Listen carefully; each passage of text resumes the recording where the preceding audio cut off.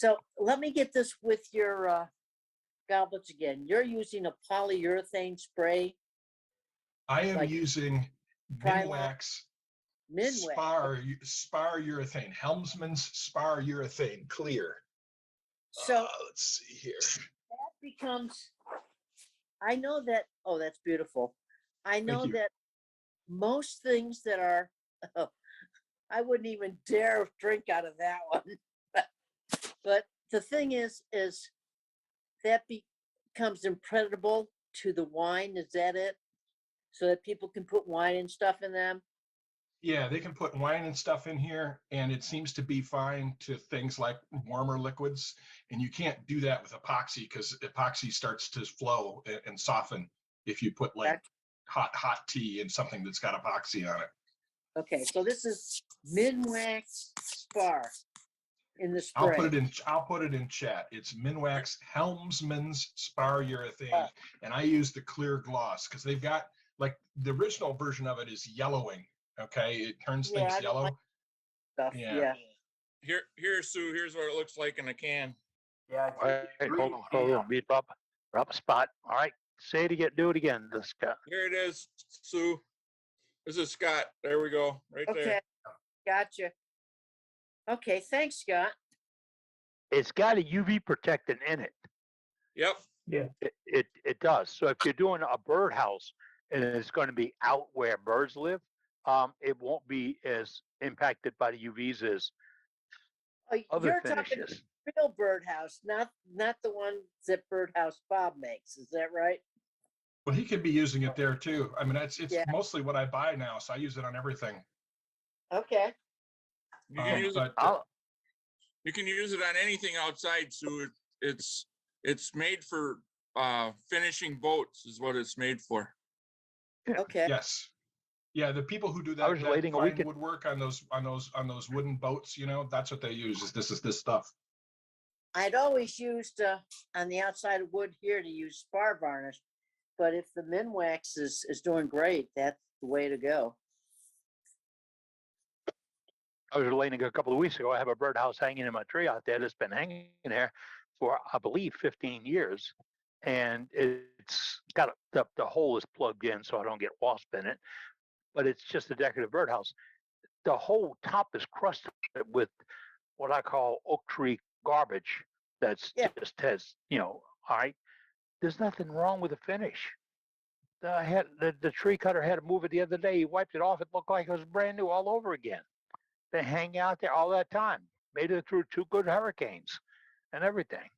But and that was that Minwax Spar Urethane. Can I quickly show another? I picked that for the UV. Go ahead. Can I quickly show another piece? Yes. Yeah, go ahead, Matt. Certainly. And I don't know if you could see the gloss on this one. Yeah, it's beautiful. And Thank you kept the bark. That is wonderful. Yeah, this is silver maple. Very nice. That's a pretty piece. Thank you. But this is, and I use the rattle can. Scott had the can, the liquid, but I use the aerosol, the rattle can. I also use the liquid. So one of the things you can do, especially if you're turning natural edge pieces, if you're using the same finish, whether it's in a liquid can or on the spray can, you can spray your bark the place that you can't get liquid on. You know what I mean? Okay. You could use both. You could use both the liquid, and it's the same finish. Mm-hmm. Great idea. Thanks, man. Yep, my pleasure. Yeah, so I use Spar for external applications for stuff that's going to be exposed to the elements as well. And so, like, you guys remember my front door porch with the sunburst carved in the back of it. So aside from the dust on it, and it gets all the rising sunshine, sun's on it from the time it comes up at, currently at 6 a.m., 5:30 till 12 o'clock in the afternoon. And it's just as shiny as it was when I refinished it.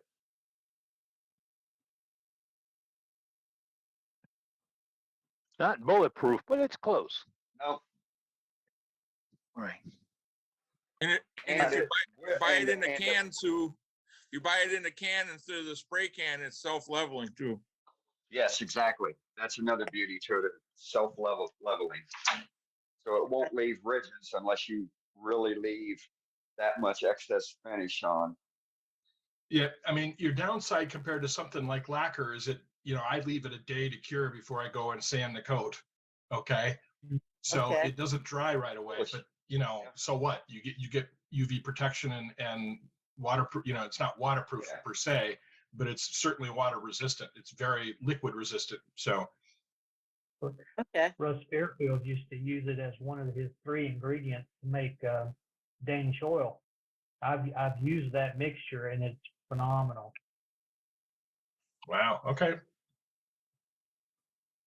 Yeah, just So, equal parts yeah, of spar varnish, pure tongue oil, and mineral spirits.